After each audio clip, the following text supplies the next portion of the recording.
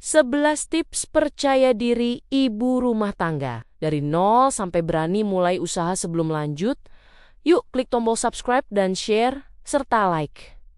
Biar nggak ketinggalan video terbaru dari kami. Dan kalau kamu suka, bisa klik tombol thanks atau terima kasih di kanan bawah ya. Dan juga kalau kamu punya ide tema video berikutnya, langsung aja tulis komen di bawah ya. Yuk kita lanjut lagi. Kadang aku pengen jujur sama kamu. Jadi ibu rumah tangga itu capeknya bukan cuma fisik, tapi juga batin. Capek yang nggak kelihatan, tapi berat banget rasanya. Bangun pagi sebelum matahari muncul, tidur paling terakhir, tapi sering merasa nggak dianggap kerja. Padahal dari bangun tidur sampai tidur lagi, kamu nggak pernah benar-benar berhenti. Dan anehnya, semakin kamu kuat, semakin orang menganggap kamu baik-baik saja. Padahal di dalam hati sering muncul pertanyaan kecil yang bikin dada sesak. Aku ini sebenarnya siapa sih? Aku masih punya mimpi nggak ya? Apa hidupku cuma muter di dapur, cucian, dan kebutuhan orang lain? Kalau kamu pernah mikir begitu, tenang, kamu manusia normal. Dan hari ini aku pengen nemenin kamu pelan-pelan. Kayak temen ngobrol sore hari, sambil bahas gimana caranya ibu rumah tangga bisa balik percaya diri dari nol sampai akhirnya berani mulai usaha. Kita mulai dari yang pertama. Tips pertama, berhenti meremehkan diri sendiri. Ini penyakit paling umum yang dimiliki ibu rumah tangga. Sering banget ngomong, aku cuman ibu rumah tangga kok. Cuman di rumah aja. Cuman ngurus anak. Cuman masak. Cuma bersih-bersih. Padahal kalau dipikir pakai logika, itu semua bukan hal kecil. Coba bayangin, kalau semua tugas itu dibayar. Ngurus anak ada babysitter, masak ada catering, bersih-bersih, ada cleaning service, ngatur keuangan, ada akuntan. Kalau dihitung, mungkin gaji kamu sudah lebih dari satu orang pekerja kantoran. Tapi, karena itu dilakukan dengan cinta dan tanpa slip gaji, kamu jadi lupa nilainya. Padahal, kamu sedang menjalankan banyak peran penting sekaligus. Jadi mulai sekarang, berhenti merendahkan diri sendiri.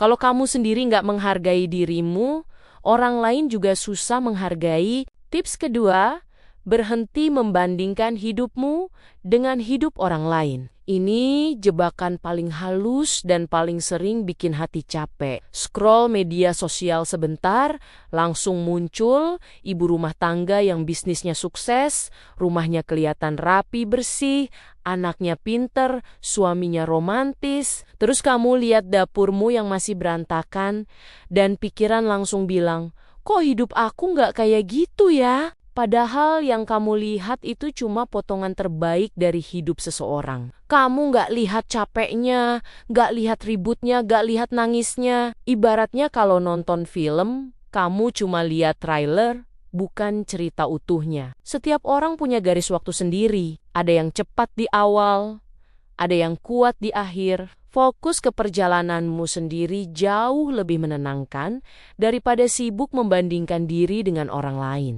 Tips ketiga, izinkan diri kamu belajar tanpa merasa bodoh. Banyak ibu rumah tangga takut mulai usaha karena merasa nggak pinter, gaptek, atau nggak ngerti apa-apa. Padahal semua orang yang sekarang jago juga pernah nggak ngerti apa-apa. Nggak ada orang yang bangun pagi langsung jago jualan, ngerti strategi, ngerti pemasaran. Semua belajar dari salah, dari bingung, dari nyoba, sambil deg-degan. Kalau kamu hari ini masih bingung, itu bukan tanda kamu bodoh, tapi tanda kamu sedang belajar. Belajar itu bukan soal cepat atau lambat, tapi soal mau atau tidak.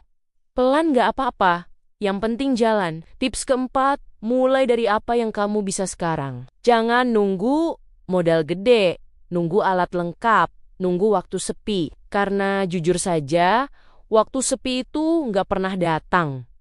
Coba lihat sekitar kamu. Kamu bisa masak, bisa nyapu rapi, bisa ngobrol enak, bisa ngerawat anak, bisa bikin orang nyaman. Semua itu bisa jadi nilai. Banyak usaha besar lahir dari hal yang kelihatannya sepele. Ada yang mulai dari jualan kue tetangga, ada yang mulai dari bantu titip jual, ada yang mulai dari curhat di media sosial, sampai akhirnya dipercaya orang. Yang penting bukan besarnya, tapi konsistennya. Tips kelima, berhenti takut dibilang sok jualan. Ini penyakit hati yang sering bikin usaha gak jalan. Takut dinilai, takut dibilang maksa, takut dianggap norak. Padahal, coba pikir logis. Kamu gak lagi minta sumbangan, kamu menawarkan solusi. Kalau orang gak butuh, ya gak apa-apa. Kalau butuh, justru kamu menolong. Orang yang menghina biasanya bukan karena kamu salah, tapi karena mereka belum berani melakukan hal yang sama. Kamu nggak salah hanya karena berani mencoba. Tips keenam, cari lingkungan yang bikin kamu tumbuh. Lingkungan itu pengaruhnya besar banget. Kalau kamu dikelilingi orang yang sukanya nyinyir, kamu akan mengecil. Kalau kamu dikelilingi orang yang saling dukung, kamu akan berani. Mulai pilih siapa yang kamu dengarkan. Bukan semua opini perlu kamu simpan. Kadang menjaga mental lebih penting daripada menjaga perasaan orang lain. Tips nomor 7, jangan tunggu percaya diri dulu baru mulai. Ini kebalikannya. Justru kamu harus mulai dulu, baru percaya diri muncul. Semua orang yang terlihat pede sekarang, dulunya juga gugup. Tangannya gemetar, suaranya ragu, pikirannya penuh takut salah. Tapi mereka jalanin juga. Percaya diri itu bukan syarat awal, tapi hasil dari keberanian kecil yang diulang. Tips ke-8. Berdamai dengan kegagalan. Gagal itu bukan akhir, tapi bagian dari proses. Kadang kamu sudah niat, sudah usaha, tapi hasilnya nol. Dan itu sakit.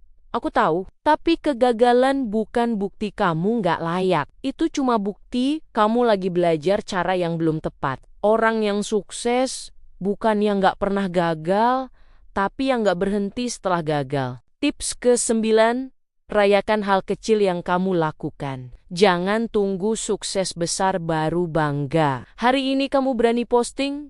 Rayakan. Hari ini kamu berani nawarin satu orang? Rayakan. Hari ini kamu gak nyerah meski capek. Itu juga pantas dirayakan. Hal kecil yang konsisten jauh lebih kuat daripada niat besar yang cuma sekali. Tips nomor 10, libatkan Tuhan dalam setiap langkah.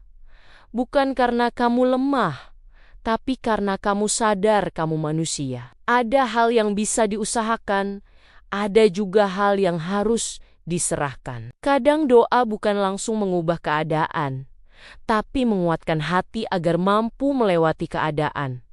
Dan itu sudah sangat cukup. Tips ke-11, percaya bahwa kamu pantas punya hidup yang lebih baik. Bukan cuma bertahan, tapi berkembang. Bukan cuma melayani, tapi juga dihargai. Kamu nggak egois. Kalau pengen maju, kamu nggak salah kalau pengen punya penghasilan sendiri. Kamu nggak berdosa kalau pengen bangga sama diri sendiri. Karena ibu rumah tangga yang bahagia akan melahirkan keluarga yang lebih sehat secara emosional. Dan kamu pantas untuk itu. Kalau hari ini kamu masih ragu, nggak apa-apa. Kalau hari ini kamu masih takut, itu manusiawi. Yang penting kamu nggak berhenti percaya bahwa hidupmu bisa berubah. Pelan-pelan saja. Satu langkah kecil hari ini lebih berarti daripada rencana besar yang gak pernah dijalani. Dan ingat, kamu tidak terlambat. Kamu hanya sedang berada di waktu yang tepat untuk mulai. Kalau kamu sampai di bagian ini, artinya kamu perempuan yang kuat. Dan aku percaya, suatu hari nanti kamu akan melihat ke belakang dan bilang, ternyata aku bisa sejauh ini. Dan saat hari itu datang, kamu akan berterima kasih pada dirimu sendiri karena tidak menyerah hari ini. Demikian cerita kita kali ini. Sampai ketemu lagi di episode berikutnya. Tetap semangat ya!